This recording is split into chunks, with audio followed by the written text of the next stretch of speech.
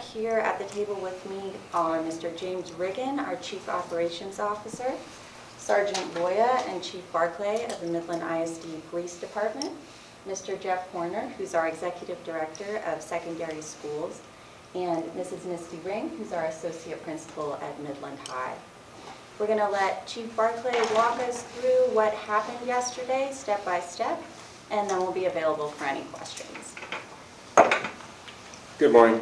I'm Chief Arthur Barclay, been with the district approximately a year and a half at this point.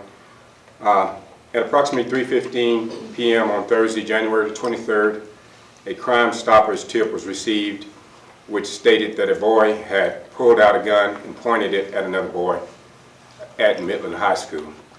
The tipster was on campus and believed to be a credible witness. At 3:30 p.m., the campus was placed in lockdown as a Midland ISD and Midland Police Department response team did a room-to-room building search for what was believed to be an armed student. Response team officers had a name and description of the suspect student during this search. At approximately 4:40, the suspect student was located inside of an upstairs classroom and detained for further investigation. No weapon was recovered from him at that time. At approximately 4:58 p.m., the campus lockdown was released. During the duration of the incident, outside traffic near the campus had to be diverted until about 5:35 p.m.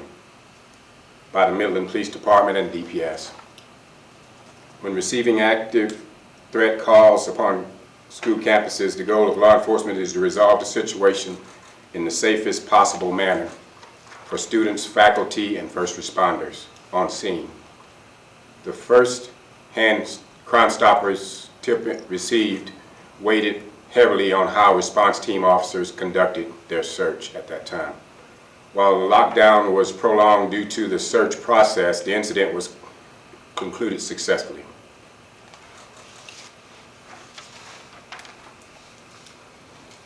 Was there ever any gun recovered at all? Or No gun was recovered at the scene, but the investigation is ongoing. do you believe that it was a false report at this time? You know, the information when I spoke with the tipster on scene appeared to be a credible tip. As the tipster stuck by and waited and allowed law enforcement officers to speak with him at the time in order to be able to confirm that the tip was credible. And we felt it to be a credible tip at that time, and we felt that there was a gun involved. If it turns out that it was not a credible tip and it ended up being a false report, will there be charges against the person? There's a good chance that that may be the case, you know, but at this time we don't have anything that indicates that is the case. Was this tipster a student or an adult? That information is part of the investigation, and we don't want to release that at this time, you know, especially if it's a Crime Stoppers tip. We don't pass that information on. From the tip, was it said that the student with a gun was in school or on campus?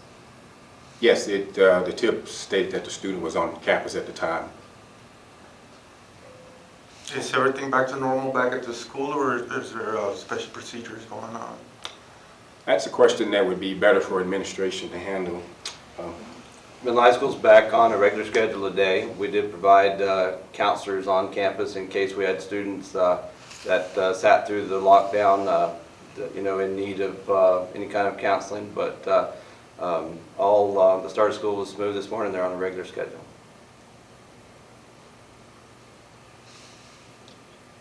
We've heard some concerns from parents and students about the intercom system in the high school. Is this, you know, something that needs to be improved? Is it in sufficient condition? The intercom system, PA system that's currently on Midland Senior High School campus is more than 20 years old. It's older technology. It's a DOS-based PA system.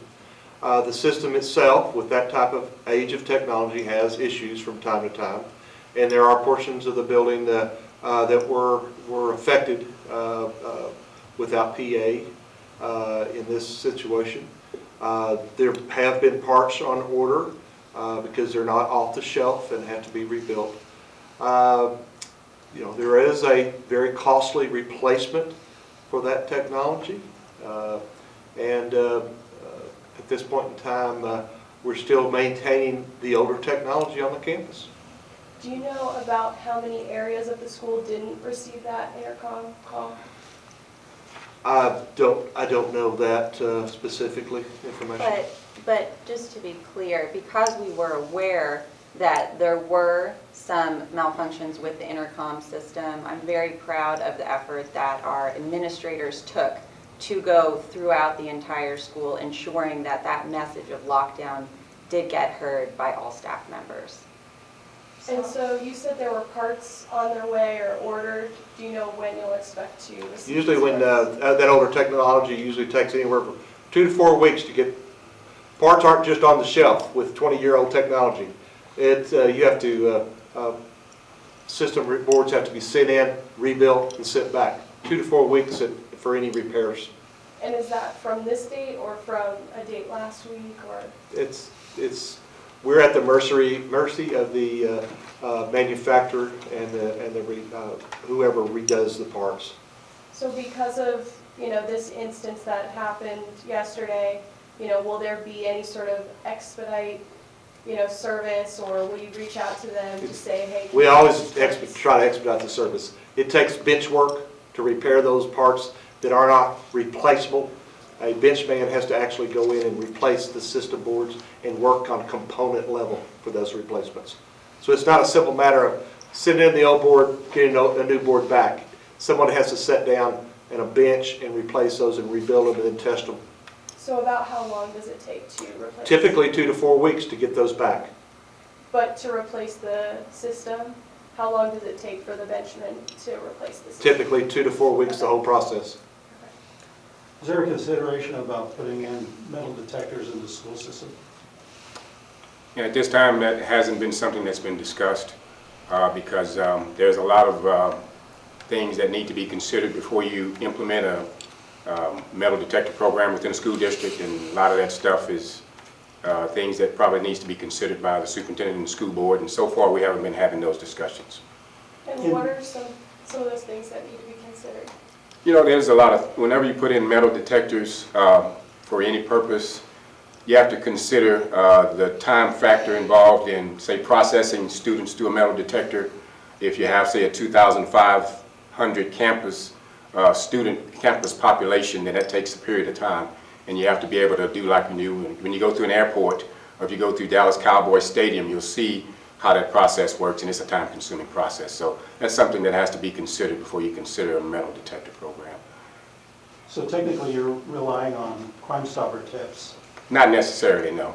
Whenever we get incidents that occur on campus, or we believe are occurring on campus, we look into those incidents as they occur, and we really don't rely on just Crime Stopper tips. We rely on a lot of different things.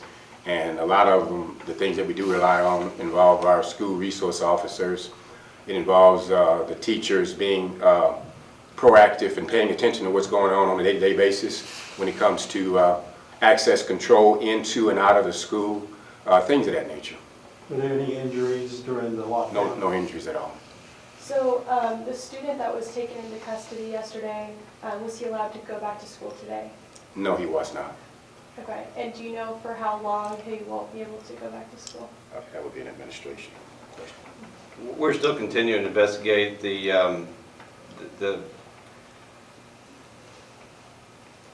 right now, what we know about that student is he was just in the wrong place.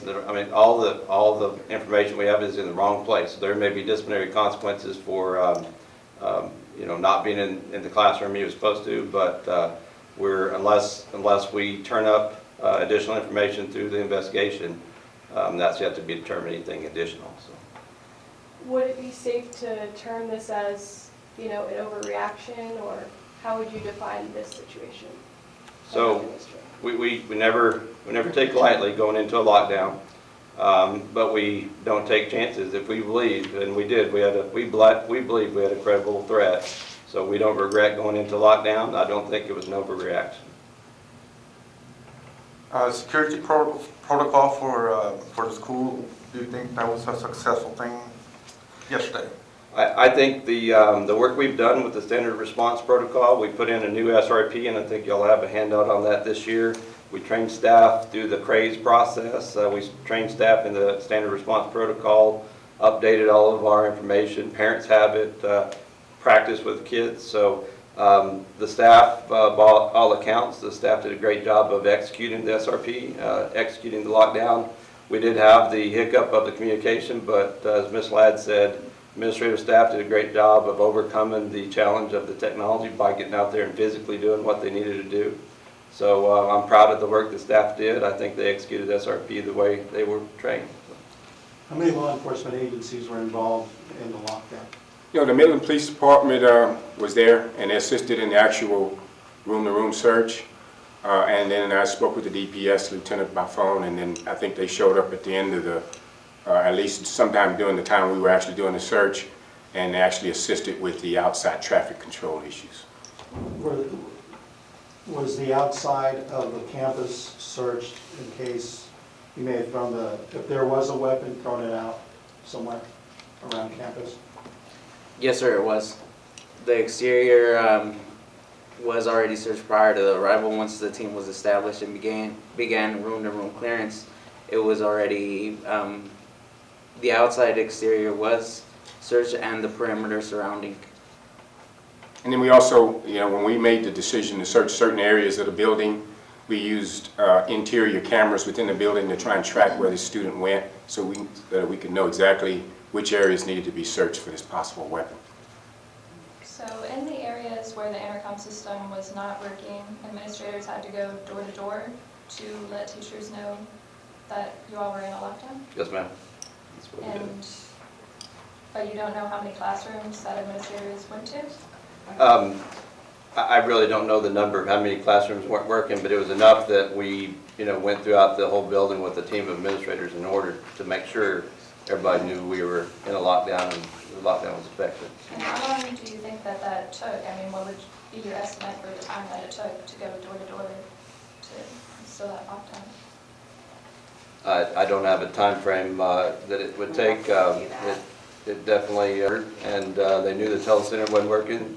They knew to get out there quickly, so that was, I'd say there's a slight delay in getting it out, but it wasn't a long delay. So.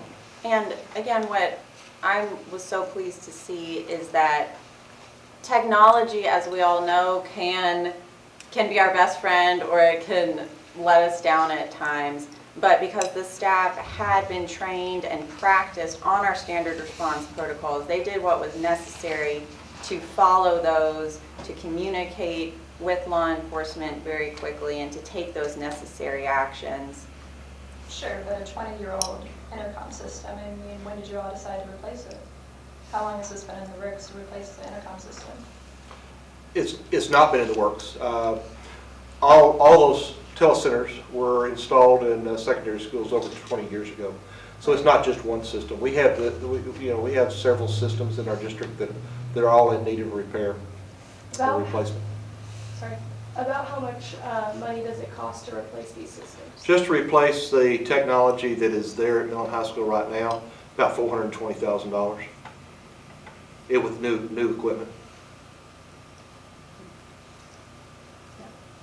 You've seen just an increasing number of students being arrested lately with bringing weapons to campus and making threats. Is anything being done about that? I mean, is there increased security or anything?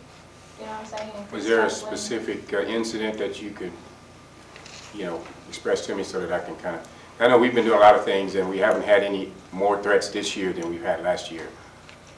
I think what you might be seeing is that we have been increasing our efforts to be transparent and communicate with parents as even possible threats are investigated on campus. That's just part of what we want to do, to communicate with those families so that they're getting the accurate information. And the state law requires that whenever we receive a threat that we believe to be credible, that we pass that on to parents, and so we do whenever that occurs. I've just add, when we adopted the standard response protocol and trained in August, we very specifically communicated to students expectations on behavior, that we take threats seriously. And so verbal threats, whether they're just or not. We have been practicing and working with students and parents that all threats are treated serious. So when when a true threat comes around, that we're practiced and ready for it. So we have made a very conscious effort to communicate to parents and students that threats won't be tolerated, and we'll not only use the full extent of the law, but the full extent of the student code of conduct, which is anywhere from expulsion for 180 days for a gun to using DAP for verbal threats. So. This money for the new intercom system, would any of that possibly be put into a new bond, or is there an infrastructure problem with any of these systems? The money for replacement for not only the system at Midland High School and the systems at all secondary schools was included in the 2019 bond. Not only just the replacement of the systems, but to upgrade the entire system of components that would include alarms, cameras, PAs, room-to-room phone system, classroom enhancement. The technology has advanced so much that it's not a simple system, but all those systems for our secondary schools was included in the 2019 bond. Okay. It's a sizable number. The student who was accused of the tipster said he had a gun. You said that he was not allowed to go to school today. Is he going to be allowed until the investigation's done, or is he not allowed back on campus? Once the conclusion of the investigation is determined, then we'll make a decision at that time based upon what the investigation shows. But right now, that would be an administrative decision, and they can make that decision regardless of whether or not we file a charge or not. What about the tipster? Is he back on campus? Well, the tipster, I can't really release that information because I'm not saying it was a student. Okay. How many officers are at Midland High that are in the schools, in that particular school? How many students? Officers. Or how many officers? We have one officer that's assigned to that school full-time. And from the time of the lockdown to the end of the lockdown, how long did that take? Got the exact time on the period.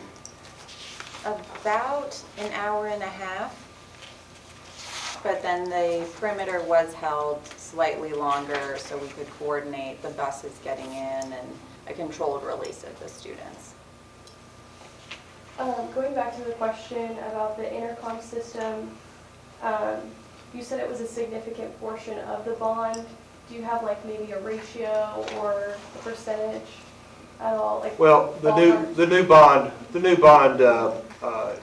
included more than just replacement of the PA system within the campus.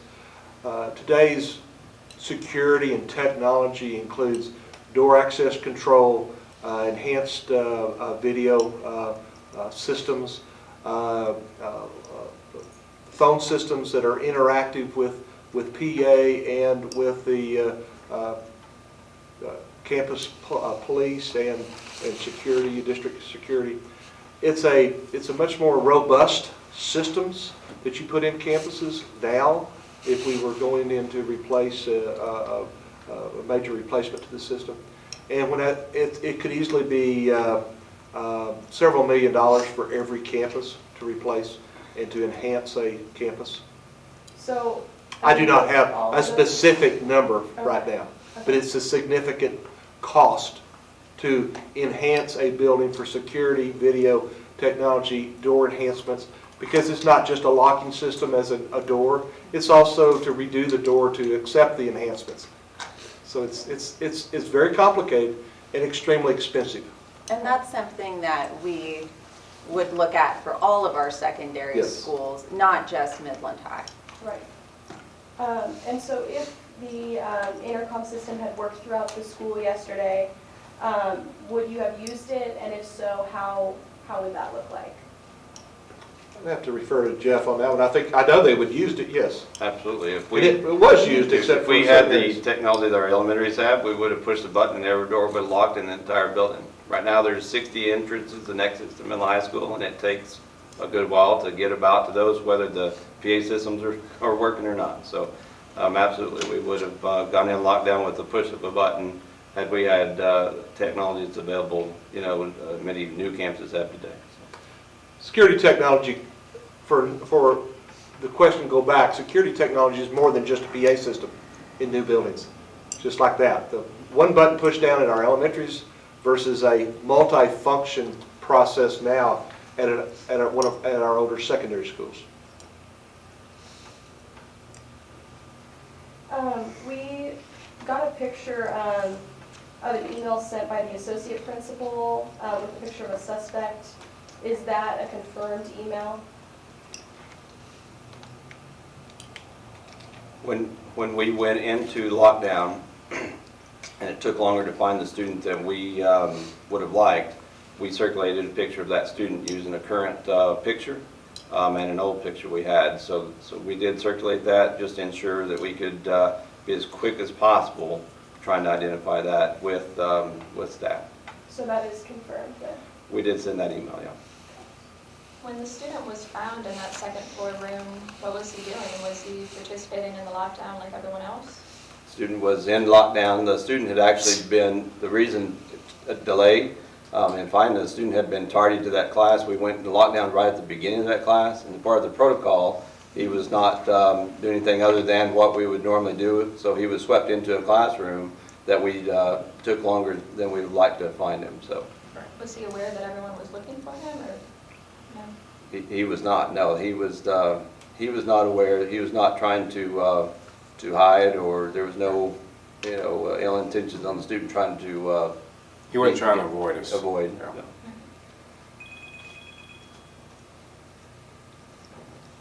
No. So going forward, what did you learn from this experience yesterday? So I think one of the takeaways is the importance of practicing our drills, staying current with our SRP, and keeping everyone familiar with that. I think that was a real, something that went well, was following those procedures and protocols we do have. I think our coordination among our agencies, among staff and personnel is another takeaway that went well. But after an incident like this, of course, we always look back, see what else could be done better next time and areas to improve. I guess what are maybe some of those areas you'll improve going forward? We'll definitely debrief between administration and police department, make sure that our communications were as quick and fast as possible. We'll debrief with the campus and improve training based on what we come up with after debriefing. And I guess finally, interagency will debrief overall just to make sure that the response was the best and most appropriate response based on the information we had at the time. And when do you plan on debriefing with everyone?